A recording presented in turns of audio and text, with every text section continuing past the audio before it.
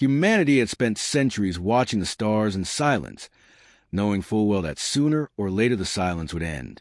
When first contact came, it wasn't with invaders or saviors, but with a galactic council already old, already bloated with politics and protocol, already convinced it had nothing to fear from the newcomers on the blue planet. Humanity entered this council humbly, speaking softly, building alliances, learning the strange rhythms of species that had measured time in millennia rather than centuries. Earth's diplomats were calm, polite, endlessly patient. Humanity did not posture. It observed, cataloged, and prepared. The galaxy labeled humans as primitives dressed in modern suits. They saw steel instead of resolve, gadgets instead of ingenuity, temporary governments instead of unity. In private, they whispered that humans were useful as merchants and mediators, too unorganized to be dangerous. The council welcomed humans but never took them seriously. That was their first mistake. Among the first envoys to leave Earth were two of its finest, brilliant negotiators, fluent in alien languages, trained to carry humanity's flag with quiet dignity. They traveled to a border world to ease tensions between two rival factions. This was not a battlefield, only a diplomatic table. They came unarmed, trusting the Council's guarantees of safety, trusting that the rules of civilization applied equally to all. That was their second mistake. The attack was planned. Galactic soldiers, mercenaries hired by a proud but decaying empire, stormed the diplomatic summit not to take hostages but to make a statement. In front of dozens of witnesses, before cameras and drones, the soldiers dragged Earth's representatives into the open square. They mocked them as talking apes, accused humanity of spreading lies and arrogance, and set them alight with plasma torches. The crowd gasped, but no one intervened. No ally raised a weapon. The diplomats screamed once, then burned alive. The flames reflected off the polished streets of an alien city that called itself civilized. Every second was broadcast, every image carried back to Earth. When the news reached humanity, there was no chaos, no rioting, no wild call for vengeance. Instead, there was silence. Deep, heavy, unyielding silence. Governments convened emergency sessions. Military leaders contacted every colony simultaneously. Corporations and industrial giants halted civilian production without being told. The message spread faster than light. 2 of ours have been murdered. The galaxy thinks us weak. They think we will bow. The Galactic Council convened an emergency debate. Humanity demanded justice. The soldiers tried and executed. The Empire punished, reparations paid. The Council deliberated, argued, then dismissed the request with cold laughter. They called the murder a local incident, not worth destabilizing interstellar trade. They advised humanity to move on. The words reached every human homeworld, every outpost, every listening ear in space. It was not a diplomatic insult. It was a declaration contempt. Humanity's answer was not rage, but resolve. For years, hidden in the shadows of peace, human strategists had prepared for this moment. They had mapped every trade lane, cataloged every military fleet, charted every resource chain. They had no illusions about the nature of the galaxy. While humanity shook hands at the council tables, it also built quiet arsenals, black fleets without transponders, artificial intelligence war councils sealed deep under mountains and oceans. This preparation was not for conquest, but survival. Humanity had learned from its own history that peace is temporary and predators always circle. Now the switch was thrown. The quiet became movement. Project Nemesis, a contingency dismissed even by human leaders as too paranoid, too extreme, too theoretical, came alive. Every ship with a human crew began rerouting. Factories stopped making consumer goods and started printing weapons, drones, armor, and fuel cells. Orbital yards worked without pause. Research stations vanished from public record and returned under new classified codes. Civilian freighters carried sealed cargo no scanner could identify. Humanity did not broadcast threats or promises. There were no speeches to impress the galaxy. There was only method. Every human child knew the story of wolves pretending to be sheep. Now the sheepfold was closing, and the wolves were moving in formation. Alien intelligence networks reported strange patterns, disappearances of human diplomats, Sudden blackout of data. Fleets supposedly retreating into soul space. Analysts declare humans were frightened, hiding, preparing to beg for mercy. They were wrong. Humanity was sharpening its teeth. In underground bunkers, men and women and machines met without ceremony. Strategies decades old were updated in hours. New algorithms ran probability models not to predict war, but to ensure victory. Autonomous drones rehearsed combat in simulators millions of times faster than real time, searching for weaknesses in enemy drive systems, shield harmonics, and sensor grids. Human logistics corps rewrote their own doctrine, merging military and civilian industries into one war engine. Rival nations that once distrusted each other dissolved their borders overnight. Earth and every colony spoke with one voice. There were no dissenters. There was no debate. A single statement was transmitted to the Galactic Council. Return the murderers. Punish those who sent them. Acknowledge the crime, or we will acknowledge it for you. The Council ignored the warning. Arrogance blinded them. They had seen other species protest before. Shouts, speeches, threats, but never real action. They expected humanity to do what every younger species did. Complain and then submit. While diplomats argued, human stealth ships left port. Tiny hunter-killer probes slipped into alien trade lanes and parked in deep shadow. Supply depots feeding mercenary armies began to fail without explanation. Communication satellites drifted off course. Computer systems on enemy frigates crashed mysteriously mid-transit. The first moves of the game were invisible. Nothing pointed back to Earth. No explosions, no great battle cries, just cold preparation. On Earth, leaders did not speak to common people. They didn't need to. The entire species understood instinctively what was coming. Old rivalries dissolved. Historic enemies shook hands. For the first time in recorded history, humanity moved as a single organism with one heartbeat, one purpose. Factories lit up continents. Fleets assembled above every world. In silence, the predators stepped from shadows. The alien empire responsible for the murder still gloated. They gave public speeches mocking the primitive Terrans. They held parades, celebrating their warning to humanity to know its place. They believed fear would keep humans quiet, isolated, and obedient. They believed they had crushed human pride with 2 deaths. They had not crushed pride. They had awakened vengeance. Murder of Earth's envoys had united humanity faster than any war in its long history. Where other species shouted and threatened, humanity acted, not in fury, but in calculation. The transition from peace to total war was seamless, invisible to the galaxy, yet absolute. Nations dissolved their rivalries. Corporations surrendered private fleets and production lines to a single command authority. Artificial intelligence took over logistical planning at planetary scale, compressing decades of preparation into days. Every industry, every port, every shipyard bent to a single purpose. Make war inevitable, make victory certain, and make it swift. Across the Sol system and every human colony, civilian factories switched overnight to weapons production. Transit lanes filled with unmarked freighters carrying sealed containers whose manifests were blank even to customs officials. Deep space mining rigs stopped harvesting raw or from markets and began refining alloy for armor and reactor shielding. Shipyards, once content to build slow cargo haulers, now turned out warships designed in black projects no alien spy had ever seen. These ships bore no emblems, no names, no registry codes. They were humanity's silent answer.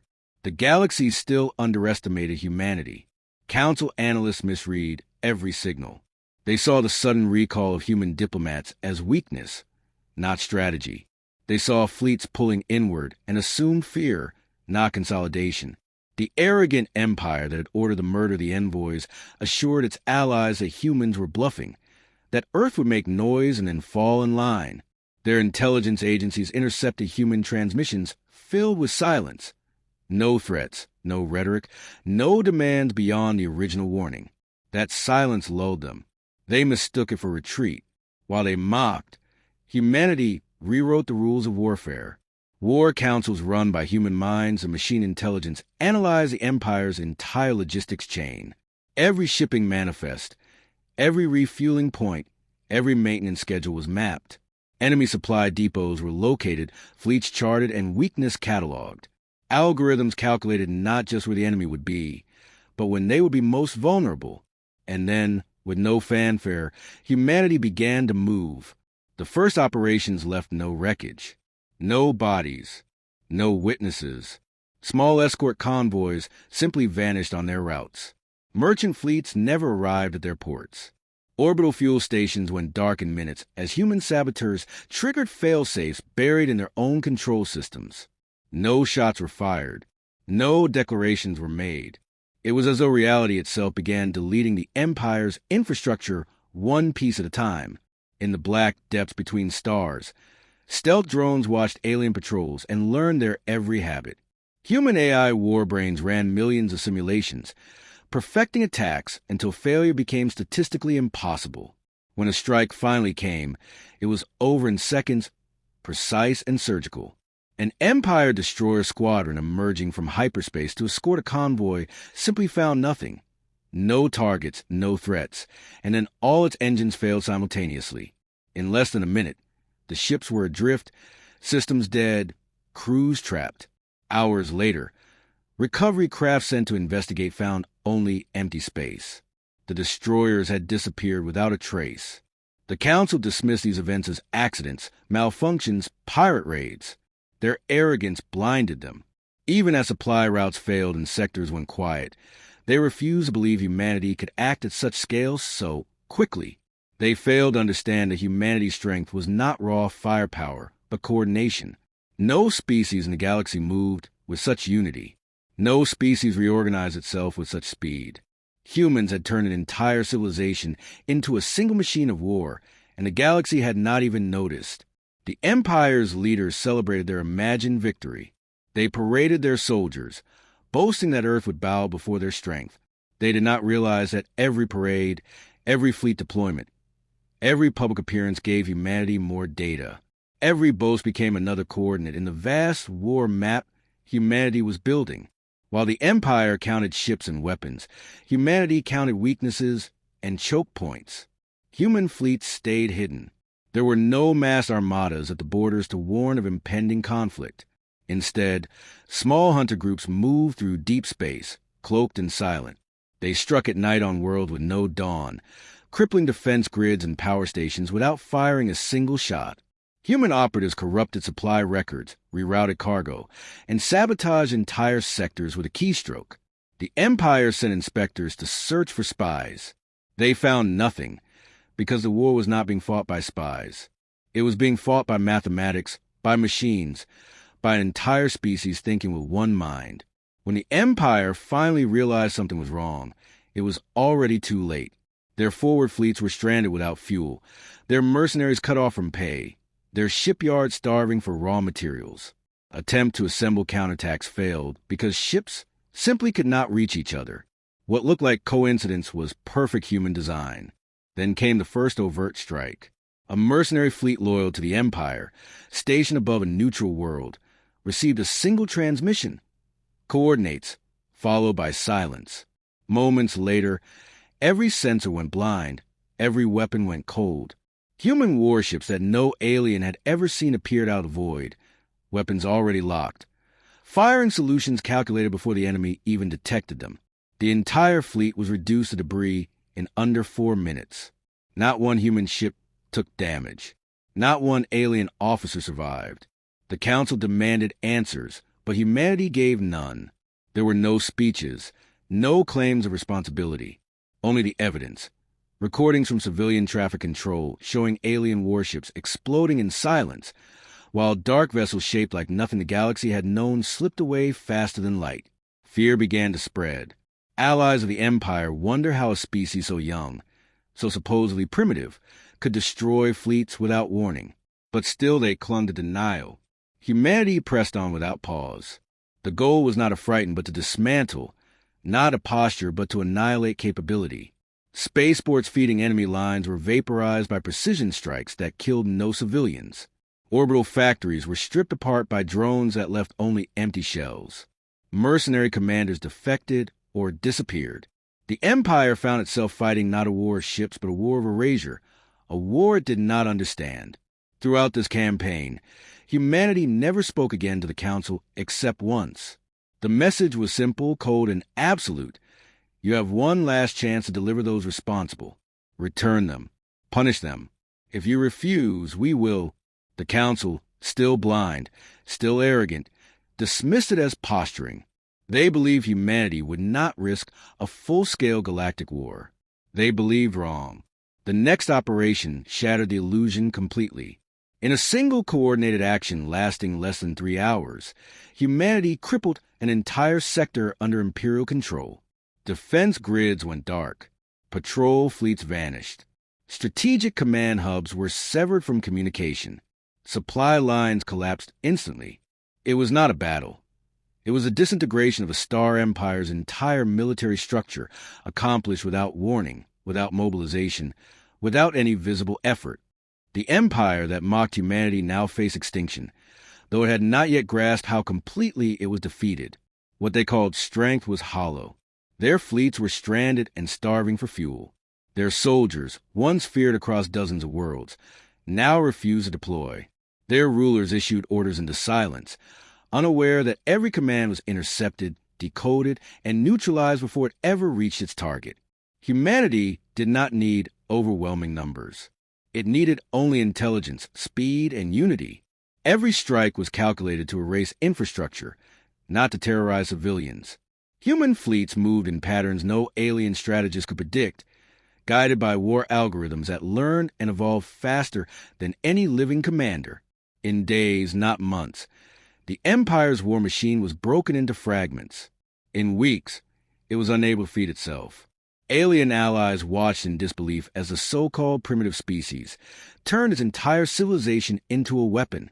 Humanity did not mass its forces at borders, did not issue threats, did not seek applause. It dismantled the Empire piece by piece with mathematical precision. Patrol groups disappeared. Weapons caches detonated in vacuum.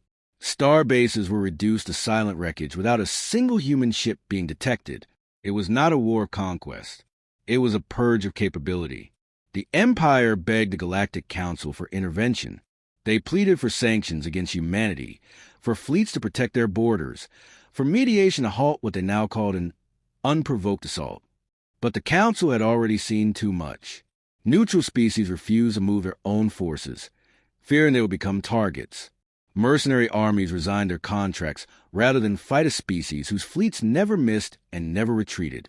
Every attempt to rally support failed, because everyone now understood what the Council had refused to believe. Humanity never bluffed. When Imperial warlords tried to assemble a last offensive line around their core worlds, humanity struck without warning. Stealth carriers emerged from hyperspace already armed and already targeting every shipyard, every dock, every defense grid simultaneously. Enemy sensors saw nothing until their systems went dead. Missiles guided by quantum-linked AI struck faster than crews could react. Entire defense fleets burned in silence, crews unable to even send distress signals. In less than 1 hour, the Empire's last organized fleet ceased to exist. Humanity broadcast no message of triumph, no gloating, no threats. The only transmission received by the Empire's capital was a list of names, the soldiers and commanders responsible for murdering Earth's envoys, followed by a set of coordinates. The message ended with 5 words: "Deliver them or we come." The Empire refused. Pride blinded its rulers even as their world crumbled. They believed humanity would not strike their homeworld, would not cross that final line. They were wrong. Human fleets arrived in orbit without warning. They did not fire on cities. They did not bomb civilians. Instead, they disabled planetary defense shields with targeted EMP bursts, rendering them useless without destroying them. Orbital shipyards were vaporized one by one with precision fire that killed only military personnel. Government command centers went dark as human cyberwar programs infiltrated every system. The planet's rulers awoke to find they could not communicate with their own armies. Human strike teams landed only long enough to capture the perpetrators. Every soldier who had dragged the envoys into the square, every officer who had ordered the attack, every commander who had covered it up. They were taken alive, bound, and tried not just under human law, but under the very galactic law the Council had mocked. Evidence was undeniable. The trial lasted less than 1 day. The verdict was unanimous. Humanity executed them not with cruelty, but with precision. No spectacle, no drawn-out vengeance. Only justice carried out swiftly and openly, broadcast to every system. The message was clear. Humanity did not kill out of hatred. It punished murderers because law and honor demanded it. With the guilty gone, humanity withdrew its forces. It did not occupy the Empire's worlds. It did not seize territory or demand tribute. It left behind only a warning. The Galactic Council, silent and shaken, received humanity's final words. We do not seek war. But if war is forced on us, we end it on our terms. Remember this, and choose wisely the next time you're tempted to call us weak. The galaxy reeled from what it had witnessed. A species barely a century into interstellar travel had dismantled an ancient empire in weeks. Not for conquest, not for resources, but for justice. No alien strategist had predicted it. No one understood how humanity could act as one without hesitation, without fear, without delay. Traders who once mocked Terrans now rerouted their ships to avoid provoking them. Governments once eager to exploit Earth now rushed to sign treaties instead. Humanity returned to its work as if nothing had happened. The war machine that had risen overnight dismantled itself just as quickly. Factories went back to civilian production. Fleets returned to silent watch. Scientists reappeared from hidden laboratories. There were no parades, no medals, no speeches. The Envoys were honored quietly, their names carved into stone on every human world. Their deaths have been avenged not with bloodlust, but with resolve. Other species feared humanity after that. They feared its weapons, its machines, its ruthless efficiency. But what they feared most was its unity. The terrifying speed with which billions of humans, scattered across planets and stations, could think and act as a single will. In every council chamber, in every backroom deal, in every military planning session, one truth became impossible to ignore. Humanity was not to be provoked. When humans looked outward again, they did not look for revenge. They looked for knowledge, for trade, for allies who understood that respect was the only true foundation of peace. And in the quiet halls of Earth's command centers, a single doctrine was carved into the heart of every defense plan. We do not forgive murder. We do not forget betrayal. And when we are forced to fight, we do not stop until it is over. The Empire rebuilt under new leadership, humbled and careful. The Galactic Council rewrote its laws to ensure diplomatic protections could never again be ignored. And humanity, as always, went back to building, watching, and waiting, not seeking war, but prepared to win any war forced upon it. The stars no longer looked down on a young race of primitives. They looked down on predators who smiled softly, shook hands politely, and remembered everything.